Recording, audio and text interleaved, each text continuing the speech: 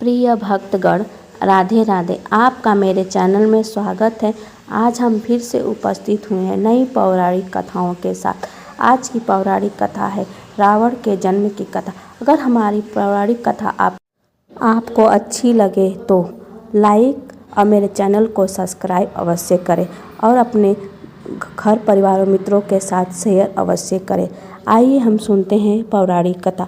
जब श्री राम अयोध्या में राज्य करने लगे तब एक दिन समस्त ऋषि मुनि श्री रघुनाथ जी का अभिनंदन करने के लिए अयोध्यापुरी में आए। श्री रामचंद्र जी ने उन सबका यथोचित सत्कार किया। वार्तालाप करते हुए अगस्त्य मुनि कहने लगे, युद्ध में आपने जो रावण का संहार किया वह कोई बड़ी बात नहीं है, परंतु द्वंद्व युद्ध में लक्ष्मण के द्वारा इंद्रजीत का वध सबसे अधिक आश्चर्य की बात है। यह मायावी राक्षस युद्ध में सब प्राणियों के लिए अवध्य था। उनकी बात सुनकर रामचंद्र जी को बड़ा आश्चर्य हुआ।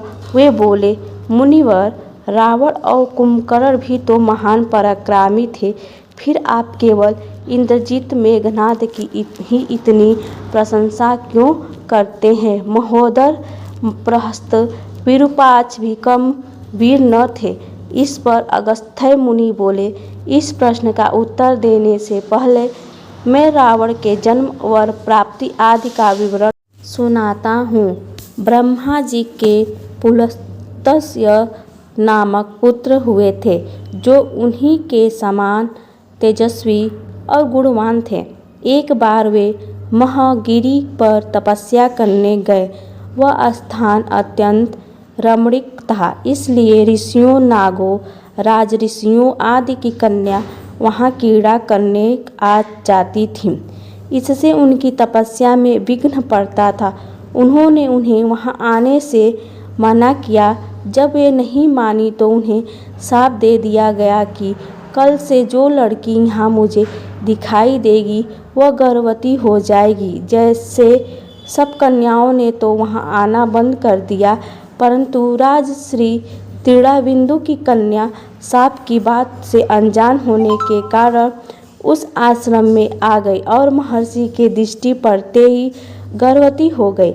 जब त्रिड़ाबिंदु को यह बात मालूम हुई तो उन्होंने अपने कन्या को पत्नी के रूप में महर्षि को अर्पित कर दिया। इस प्रकार विश्वा का जन्म हुआ था, जो अपने पिता के समान वेदविद और धर्म परात्मा हुआ। महामुनि भरद्वाज ने अपनी कन्या का विवाह विश्वा से कर दिया। उनके वैश्रव नामक पुत्र हुआ। वह भी धर्मात्मा और विद्वान था। उसने भारी तपस्या करके ब्रह्मा जी को प्रसन्न किया और यम, इंद्र तथा वरुण के सदृश लोकपाल का पद पाया। फिर उसने त्रिकुट पर्वत पर बसी लंका को अपना निवास स्थान बनाया और राक्षसों पर राज्य करने लगा।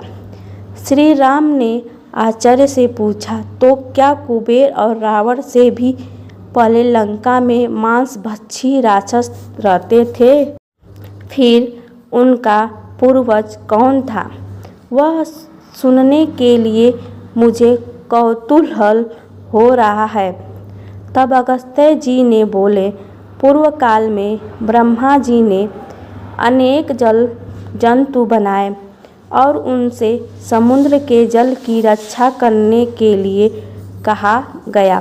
तब उन जंतुओं में से कुछ बोले कि हम इसका रक्षण करेंगे और कुछ ने कहा कि हम इनका अक्षण करेंगे। इस प्रकार ब्रह्मा जी ने कहा कि जो रक्षण करेगा वह राक्षस कहलाएगा, जो यक्षण करेगा वह यक्ष कहलाएगा। इस प्रकार वे दो जातियों में बट गए। राक्षसों में हेती और प्रहेती दो भाई थे। प्रहेती तपस्या करने चला गया, परंतु हेती ने भया से विवाह किया, जिससे उसके भितुतेकेश नामक पुत्र उत्पन्न हुआ। विद्युत्केश के सुकेश नामक पराक्रमी पुत्र हुआ। सुकेश के मल्यवान सुमाली और माली नामक 3 पुत्र हुए। तीनों ने ब्रह्मा जी की तपस्या करके यह वरदान प्राप्त कर लिए कि हम लोगों का प्रेम अटूट हो और हमें कोई पराजित न कर सके। पर पाकर वे निर्भय हो गए और सुरों असुरों को सताने लगे। उन्होंने विश्वकर्मा से एक अत्यंत सुंदर नगर बनाने के लिए कहा। इस पर विश्वकर्मा ने उन्हें लंकापुरी का पता बताकर भेज दिया। वहाँ वे बड़े आनंद के साथ रहने लगे। मल्यवान के ब्रजमुष्टि, विरूपाक्ष, दुर्मुख, शुद्धधन, यज्ञकोप, मत और उन्मत्त नामक 7 पुत्र हुए। सुमाली के प्रहस्त्र, अकंपन, विकट, कालिकामुख, ध्रुमाक्ष, दंड, सुपार्श्व, संगादि, प्रच्छस एवं भारकर्ण नामक के 10 पुत्र हुए। माली के अनिलहर और संपाति नामक 4 पुत्र हुए। ये सब बलवान और दुष्ट प्रकृति होने के कारण ऋषि मुनियों को कष्ट दिया करते थे। उनके कष्टों से दुखी होकर ऋषि मुनिगण जब भगवान विष्णु के शरण में गए तो उन्होंने आश्वासन दिया कि हे ऋषियों, मैं इस दुष्टों का अवश्य ही नाश करूँगा। जब राक्षसों को विष्णु के इस आश्वासन की सूचना मिली तो वे सब मत्रा करके संगठित हो माली से सेनापतित्व में इंद्रलोक पर आक्रमण करने के लिए चल पड़े। समाचार पाकर भगवान विष्णु ने अपने अस्त्र शस्त्र संभाले और राक्षसों का संहार करने लगे। सेनापति माली सहित बहुत से राक्षस मारे गए और शेष लंका की ओर भाग गए। जब भागते हुए राक्षसों का भी नारायण संहार करने लगे तो मल्यवान क्रुद्ध होकर युद्ध भूमि में लौट पड़ा। भगवान विष्णु के हाथों अंत में यह भी काल का ग्रास बना। शेष बचे हुए राक्षस सुमाली के नेतृत्व में लंका को त्याग कर पाताल में जा बसे। लंका पर कुबेर का राज्य स्थापित हुआ। अब मैं तुम्हें रावण के जन्म की कथा सुनाता हूँ।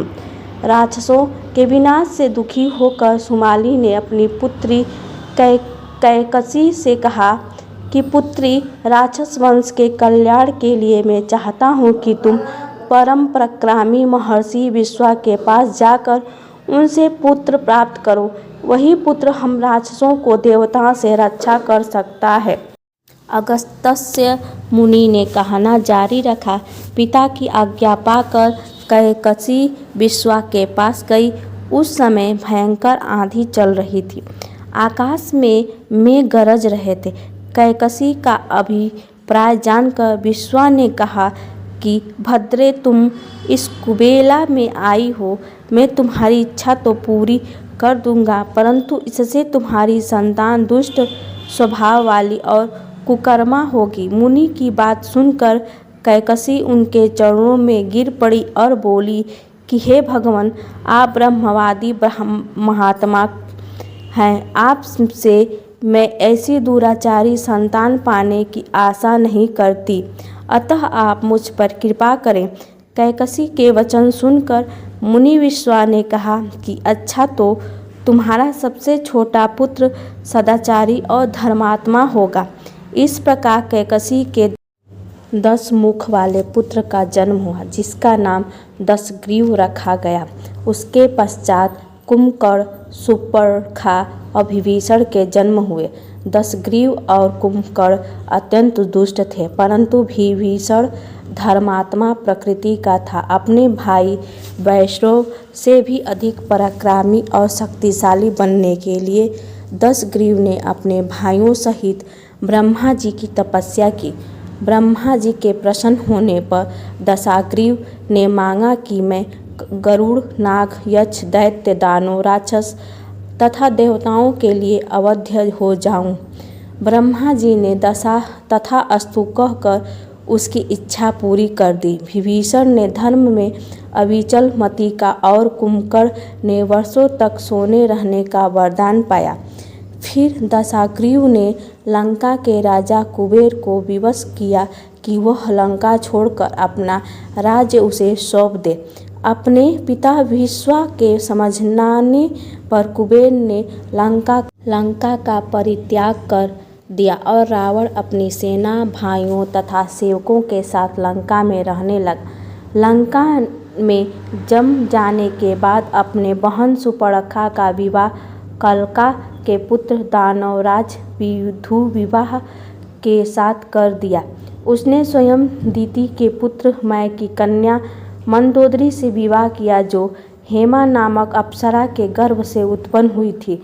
विरोचन कुमार बलि की पुत्र प्रज्वला से कुंभकर्ण का और गर्धराज महात्मा शैलुष की कन्या शर्मा से विभीषण का विवाह हुआ। कुछ समय पश्चात मंदोदरी ने मेघनाद को जन्म दिया, जो इंद्र को परास्त कर संसार में इंद्रजीत के नाम से प्रसिद्ध हुआ। सत्ता में मद में रावण उच्छृंखल हो देवताओं, ऋषि, यक्षों और गंधर्वों को नाना प्रकार से कष्ट देने लगा। इस प्रकार उसने कुबेर पर चढ़ाई करके उसे युद्ध में पराजित कर दिया और अपनी विजय की स्मृति के रूप में कुबेर के पुष्पक विमान पर अधिकार कर लिया। उस विमान का वेग मन के समान तीव्र था। वह अपने ऊपर बैठे हुए लोगों की इच्छानुसार छोटा या बड़ा रूप धारण कर सकता था। विमान में मणि और सोने की सीढ़ियाँ बनी हुई थी और तपाए हुए सोने के आसन बने हुए थे। उस विमान पर बैठकर जब वह सरण्य नाम से प्रसिद्ध सड़कों के विशाल वन से होकर जा रहा था, तो भगवान शंकर के पार्षद नंदीश्वर ने उसे रोकते हुए कहा कि 10 ग्रीव इस वन में स्थित पर्वत पर भगवान शंकर क्रीड़ा करते हैं, इसलिए यहाँ सभी सूर, असुर, अक्ष आदि का आना निषिद्ध कर दिया गया है। नंदीश्वर के वचनों से क्रुद्ध होकर रावण विमान से उतरकर भगवान शंकर की ओर चला। उसे रोकने के लिए उससे थोड़ी दूर पर हाथ में शूल लिए नंदी दूसरे शिव की भांति खड़े हो गए। उनका मुख वानर जैसा था। उसे देखकर रावण ठाका मारकर हंस पड़ा।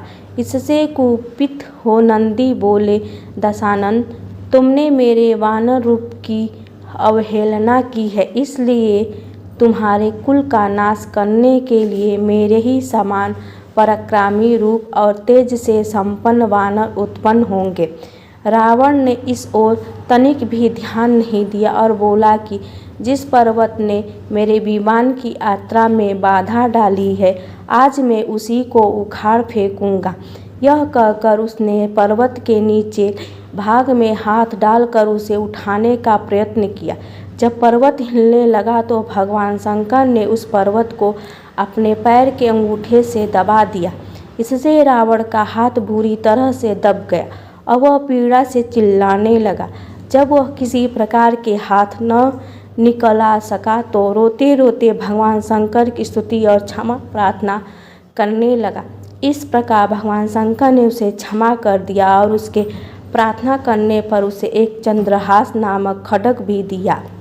प्रिय भक्तगण, ये रावण की जन्म की कथा थी। आपको यह पौराणिक कथा कैसे लगी? कमेंट बॉक्स में कमेंट करिएगा। जय श्री राम।